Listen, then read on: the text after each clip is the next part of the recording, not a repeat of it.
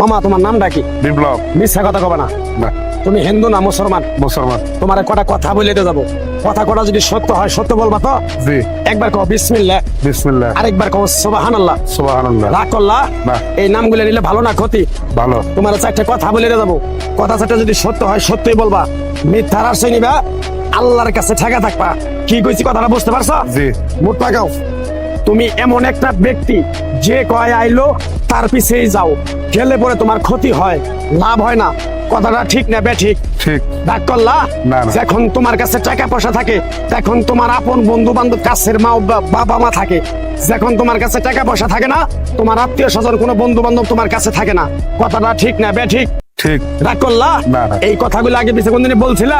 না। তুমি মানুষের পিছনে যায় হাজার হাজার টাকা পয়সা নষ্ট করো, তোমার পিছনে এসে কেউ 10টা টাকা ক্ষতি করে না। কথাটা ঠিক নেবে ঠিক? ঠিক, ঠিক। আরেকবার কও বিসমিল্লাহ, বিসমিল্লাহ। আরেকবার কও সুবহানাল্লাহ। সুবহানাল্লাহ। বিশ্বাসে বস্তু মিলে তর্কে বহুদূর। তোমার যে কথাগুলো বলছি সত্য বলছি না মিথ্যা বলছি? সত্য। তুমি এমন একটা ব্যক্তি, মানুষের দুঃখ কষ্ট দেখতে পারো না, তার পাশে যাই দাঁড়াও, তারা এসে তোমার পিছন থেকে ক্ষতি করার জন্য ঘুরে। কথাটা ঠিক নেবে ঠিক? ঠিক। রাগ করলা? না। কিছুদিন আগে একটা বিপদে পড়ছিলা, অনেক বন্ধু বান্ধবের কাছে 10, 20, 50 হাজার টাকা হাওলা চাইছো, তারা তো ফোন ধরেই নেই, তোমার সাথে এখন যোগাযোগ বন্ধ করে দিছে। কথাটা ঠিক নেবে ঠিক? ঠিক, ঠিক। রাগ করলা? না, না। আর একটা কথা বলে তো যাবো, সত্যটা সত্য বলবা, মিথ্যার কোনো আশ্রয় নিবে না। মিথ্যার আশ্রয় নিবা, আল্লাহর কাছে ঠেকে থাকবা। কথাটা কি কইছি বুঝতে পারছো? জি। রাগ করলা?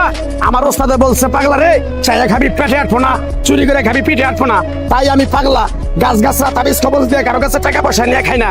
তোরে যে কথাগুলো বলছি সত্য বলছি না মিথ্যা বলছি? সত্য। আরেকবার কও বিসমিল্লাহ। বিসমিল্লাহ। বিসমিল্লাহ বরকত নাই? আছে। তুই মানুষের 10 টাকা দেস, যখন তুই টাকাটা চাইতে যাস তখন তোর সাথে মারামারি মন গালাগালি হয়। কথাটা ঠিক না বে ঠিক? ঠিক। রাগ করলি? না। আরেকবার কও বিসমিল্লাহ। বিসমিল্লাহ। আমার ওস্তাদের নিষেধ। এই পাগলা, তুই আমার সাথে 28 বছর ইন্ডিয়ায় থাকলি, তুই বাংলাদেশে চলে যাবি, তোর এক টুকরা গাছ দিয়ে যাই, এই গাছটা 10টা জায়গায় বিলিয়ে দিবি, তোর জনের উপকার হলে তোর জন্য আমার জন্য দোয়া করব। তাই আমি আমার ওস্তাদের কথা মান্য কইরা, তোর কপাল নসিব ভালো, তোরে আমি এক টুকরা গাছ দিয়ে যাবো, গাছটা নিতে পারবি? পারবি?